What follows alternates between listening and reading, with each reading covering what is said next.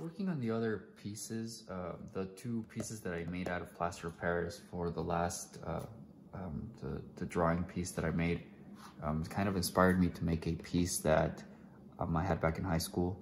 It was basically a skull with a candle on top, melting on it. And so I want to make that again.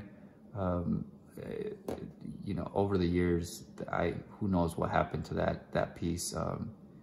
And so, but this time I kind of want it to be functional. Back then it was just a simple sculpture. I wanted to kind of be a candle holder, but also I wanted to be an incense holder as well. To create this, I'm gonna need Plaster of Paris, razor blade. This one's definitely seen better days. An actual blade. I'm going to be utilizing this cup. This is what's going to just start out as this shape. So I'm going to fill it up with Plaster of Paris, and then top portion of this will end up being the candle, and the bottom portion will end up being the skull. But this will initially be the perfect shape for it. I have some tools that I have not used ever, evidently. I remember removing the staple from there so I could easily like access them and everything like that, but I didn't do much else with them. So I'm going to put these to work. I doubt I'll be using this at all, but I have it just in case I need to remove material real quickly. This one, or possibly even this one, will do that job real quick. So a chisel set, and then a carving set that's just kind of been laying around my house for years. We're gonna start out by adding, starting out with some water, and then adding some of this slowly into there. You want to gradually add it and then mix it. This water is cold. If you put hot water in there, it'll start, it'll activate this, and so this will harden kind of quickly on you. So you want as cold of water as you can, and then you want to gradually pour this in there, and as you're pouring it in, you want to be stirring this so that you don't get any bubbles in the mixture. If I need to add more water, because I kind of want to go up to, let me see if I can tilt this without spilling my water. I want to go up to about that high, so that's 80, maybe like 95% of the cup is going to be Plaster of Paris, and so if not, maybe the entire way up. And so I'm going to need more water. However, I first just want to kind of gradually fill this up, because as you add this, then the water level is going to rise. So yeah, but as far as mixing it, this is kind of how you do this, so you don't end up with a lot of bubbles. So as I have a little bit there, I'll stir.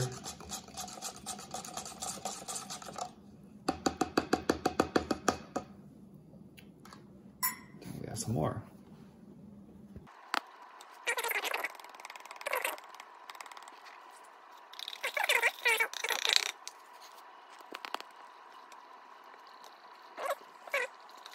But as you can see, the water levels began to rise a little bit. I had maybe a quarter of the cup full, and now it's kind of almost halfway up there.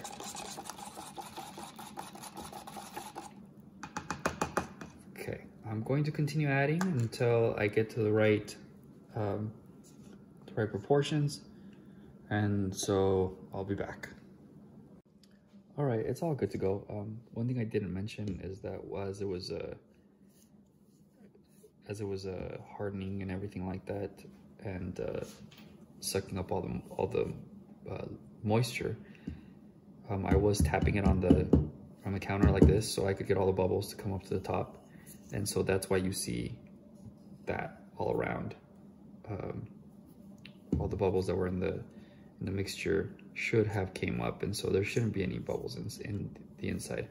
Right now it's warm to the touch, so at this point before it starts drying anymore, I'm going to be working on it while it's moist. And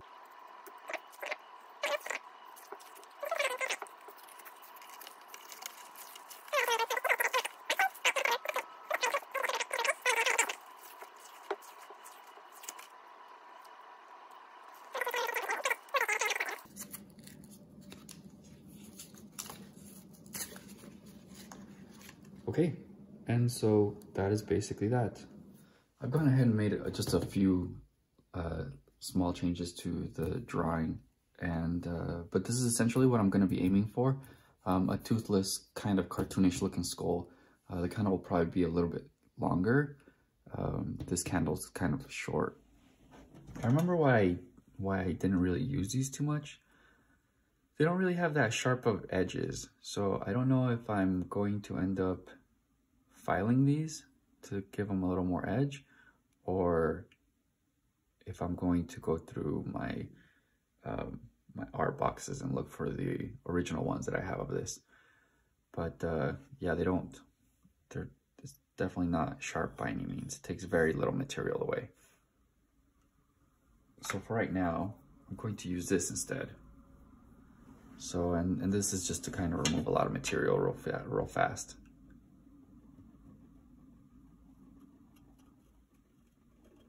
Once I've removed a certain amount, where I'm kind of close to the proportions that I need to be, then I will probably just do some sort of rough draft of where the eyes will be, the nose, the mouth, these indentations here, down here at the bottom.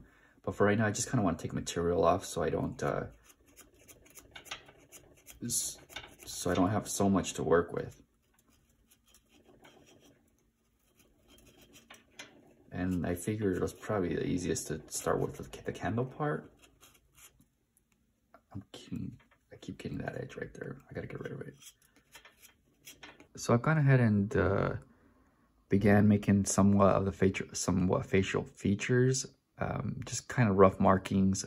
And then I'm going to make, I'm going to carve out a lot of material from there similar to this, so that I can have an idea of where things are going to lie. Obviously, the skull is not going to be rounded this way. It's going to be kind of more, flat, and basically how a typical face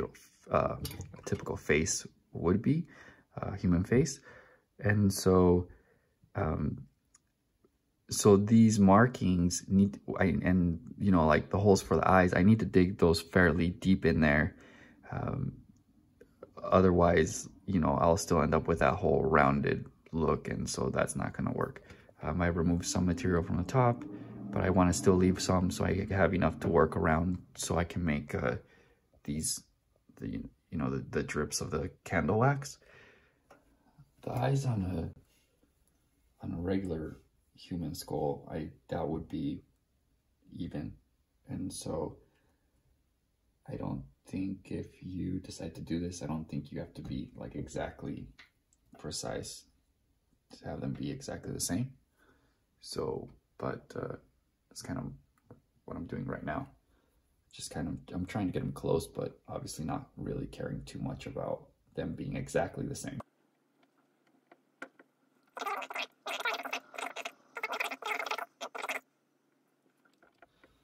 So I've gone ahead and carved quite a bit out. I'm currently going to start on the cheekbones. I don't know how far they're going to come out and how much I need to reduce on them, but that's kind of what it's looking like right there. I'll have to dig in here and then remove a lot of material from here for the head.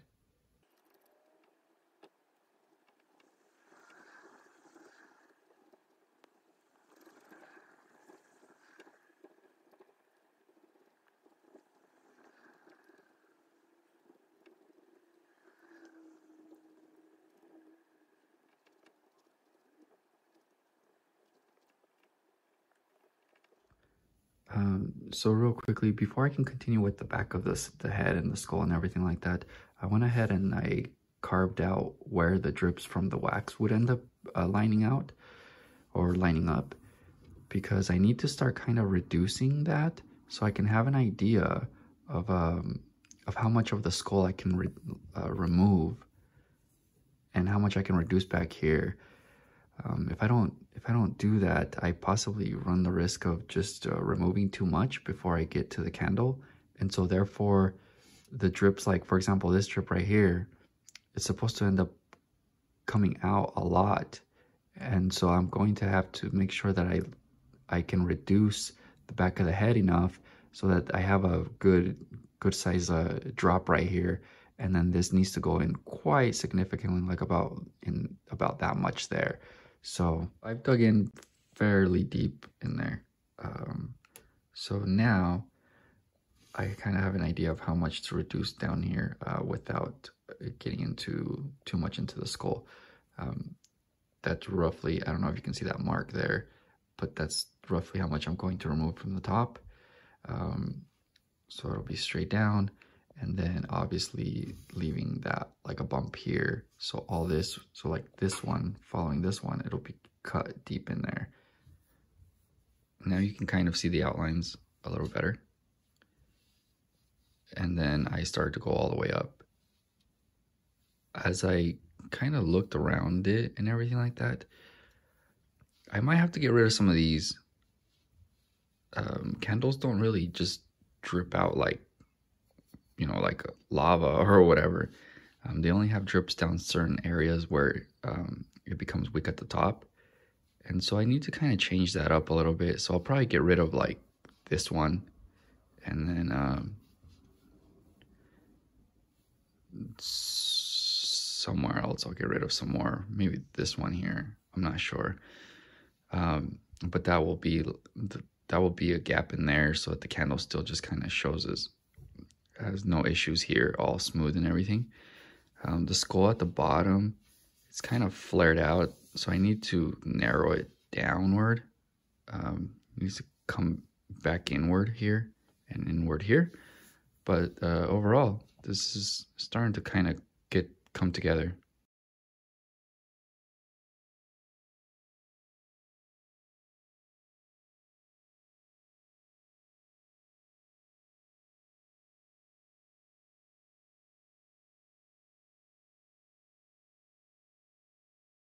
I've kind of made quite a bit of progress. The skull's now kind of somewhat shaped. See if I can move my hand out of the way. Well, this side anyway, starting to take shape. The candle's pretty close to almost being done. Just a matter of taking in the top part here and then narrowing this area down, but I won't know how much to narrow down until I kind of create the little crater that happens from the wax melting. So I need to remove about this much right there and go back that way so that I can just leave this bottom part of its face or skull sitting downward. So that's what I'm going to try to see if I can remove real quick.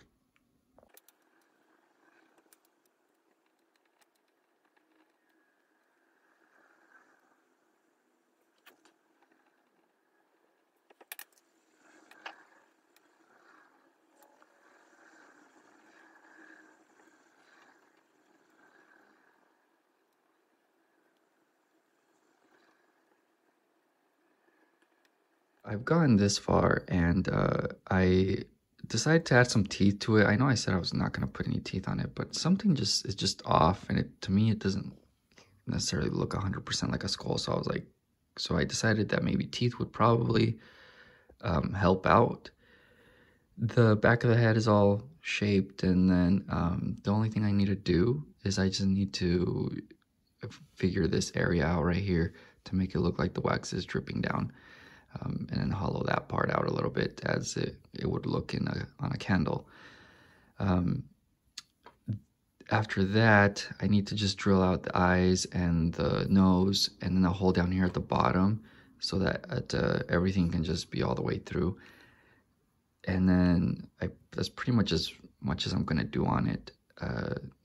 The specimens that I was waiting for have arrived, and so I kind of need to work on those. This was just kind of more of a trying to do something for fun while I had while I had some time to just kind of kill until everything else arrived. So at this point, this is kind of going to be basically what it's going to look like, minus, you know, some touch-ups up here and then around the wax and so on and so forth. I've decided to see if I can't get a candle like this to fit in the top up here. So I'm going to, I was going to originally wait for it to dry and everything like that and drill out up the top and then the bottom, but it's actually been easy to, well, not easy, but it hasn't been as difficult as I thought it would be to run this through it. So I've just kind of been digging there and down in the bottom. Then after that, I'll see if I can dig out the eyes and the nose completely all the way through to there. But that's what I'm thinking I'm actually going to do now instead, so I can hold one of these giant candles up at the top, like so. And let me see if I can get as far back as I possibly can. So it'll look something like that.